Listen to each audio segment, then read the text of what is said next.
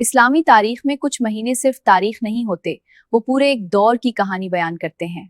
रमजान सिर्फ एक महीने का नाम नहीं, रमजान का लफ्ज रमद से निकला है, जिसका मतलब है सख्त गर्मी, जलाना या तपश। उलमा कहते हैं कि रमजान को रमजान इसलिए कहा गया क्योंकि ये महीना इंसान के गुनाहों को तौबा, सब्र और इबादत की तपिश में जलाकर पाक कर देता है, जैसे सख्त धूप जमीन को साफ कर देती है। इस्लाम के इब्तिदाई 13 सालों तक रमजान के रोजे फर्ज नहीं थे। जब रमजान पहली बार आया था तब हालात बिल्कुल मुख्तलिफ थे।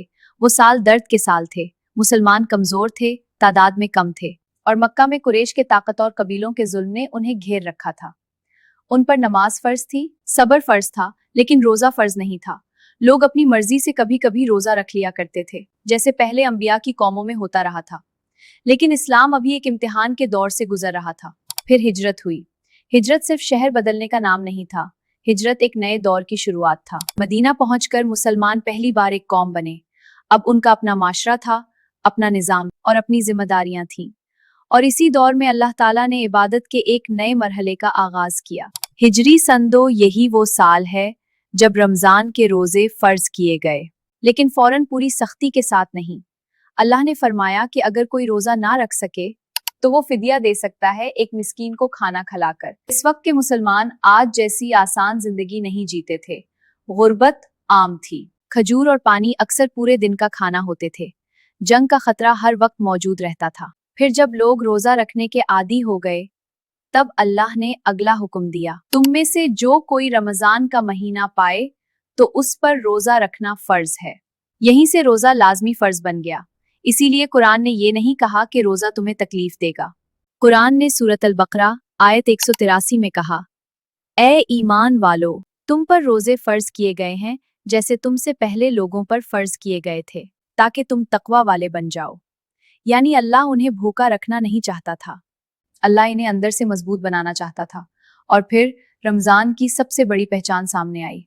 अगर तारीख को गौर से देखा जाए तो कुरान का नुज़ूल कोई अचानक वाकया नहीं था। मक्का का मुआशरा, जुल्म, बेटियों को जिंदा दफन करना, गरीबों पर जुल्म, ये सब चीजें नबी के दिल को बेचैन कर देती थीं।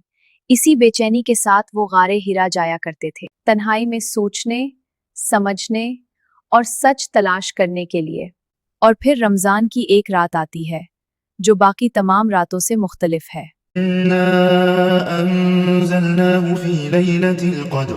यकीनन हमने उसे शबे कद्र में नाजिल फरमाया। शबे कद्र ये कोई आम रात नहीं, ये वो रात है जिसमें कुरान का सफर शुरू हुआ। अल्लाह खुद फरमाता है कि ये रात 1000 महीनों से बेहतर है, लेकिन अल्लाह ने इस रात की तारीख को छुपा दिया। नबी ने बताया कि इसे रमजान के आखिरी 10 दिनों की ताक रातों में तलाश करो। अब कुरान के पहले लफ्ज की तरफ लौटते हैं, इकरा यानी पढ़ो। जब जिब्राईल अलैहिस्सलाम गारे हिरा में आए तो नबी घबरा गए। उन्होंने कहा, मैं पढ़ना नहीं जानता। जिब्राईल अलैहिस्सलाम ने दोबारा कहा, इकरा 3 मर्तबा।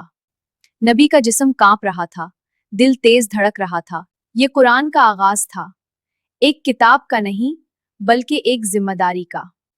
और रमजान इसीलिए कुरान का महीना बना। कुरान उसी रात में पूरा नहीं उतरा। कुरान पहली बार पूरा का पूरा लौहे महफूज से आसमान दुनिया पर शबे कद्र की रात उतारा गया। फिर वहां से 23 साल में थोड़ा थोड़ा नबी पर नाजिल होता रहा। कभी जब मुसलमान कमजोर थे, कभी जब वो जंग के मैदान में थे, कभी जब सवाल पूछे गए, कभी जब दिल टूट गए। लोहे महफूज का मतलब होता है महफूज तख्ती, ऐसी जगह जहां अल्लाह ने हर चीज का इल्म लिख रखा है। कुरान खुद इसका जिक्र करता है, बल्कि ये कुरान तो लोहे महफूज में लिखा हुआ है। इसका मतलब कुरान पहले से अल्लाह के इल्म में मौजूद था। हर हुक्म, हर किस्मत, हर वाकया अल्लाह के इल्म में पहले से लिखा हुआ है। ये अल्लाह के इल्म का अलामती रिकॉर्ड है, जहां इंसान की पैदाइश, मौत, रिस्क, कुरान और क़यामत तक का निज़ाम सब लिखा हुआ है। और इसी रमज़ान में इस्लामी तारीख का सबसे बड़ा इम्तिहान भी आया। जंगे बद्र, सिर्फ 313 मुसलमान, सामने 1000 से ज्यादा दुश्मन, हथियार कम, घोड़े कम, ताकत कम, और ये सब रमजान के रोजे की हालत में। ये सोचना भी मुश्किल है, लेकिन ये हकीकत है। इसीलिए कुरान कहता है कि बदर का दिन यौमुल फुरकान था। حق اور باطل کے درمیان فرق کا دن۔ یہاں رمضان صرف بھوک نہیں تھا، رمضان یقین تھا، توکل تھا، اللہ پر بھروسہ تھا۔ صحابہ رمضان میں صرف بھوک برداشت نہیں کرتے تھے، وہ قرآن کے ساتھ زیادہ وقت گزارتے تھے۔